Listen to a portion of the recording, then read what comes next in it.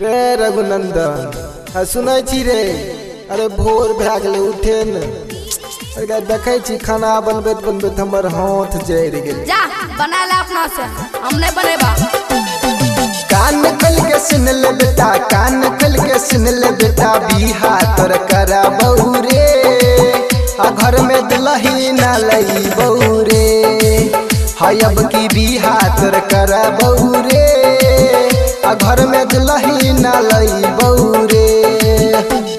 चलता नहीं बहाना बाबू, चलता नहीं बहाना, चलता नहीं बहाना बाबू, चलता नहीं बहाना। अब की बिहा न कराबा हो, हाय अभी कौलाद जइबा हो।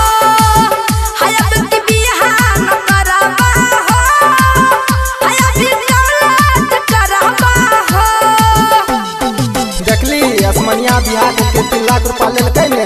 लेल दोने हमरा बिहा करे के ने तिलक लग के, समझ लो। ता सुन, अरे लेबै तिलकवा में गाड़ी 1 लाख सुने रुपया। बाप बेटा दोनों रे चढ़ाबै, पूरे रे गाँव में घुराबै। रे बेटा बात मान ले, बिहा कर ले।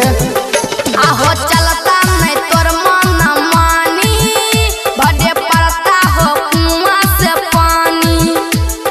घरबो के काम सभे करबो, खाना तू ही बनैबो। बात माने पड़तो बेटा, बात माने पड़तो छोरा, बिहा तोर करा बहू रे। अब की पोता खेलई रे। अब की बिहा तोर करा बहू रे। कोई बेटा खेलई है रे। देखै छी अंगना में बच्चा खेलै छै, कते अच्छा लगे छै। तोहर शौक के पूरे रह जेता, समझ लो। ले सुना, जाय छी या पुलिस बोलैबा, थाना में रिपोर्ट लिखबैबा। अभी उम्र नहीं हो पूरला, बाल विवाह में फसैबा। बाप पर केस करबी, लोग अच्छा कहतो।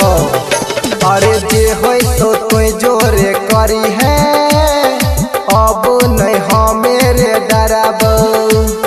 ई है लगन मेरे बेटा, बिहा हम तोहरा करबो।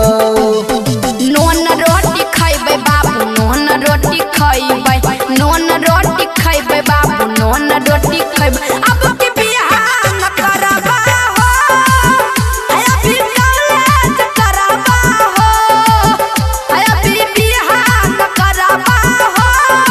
इस बार आसमानी आशिक।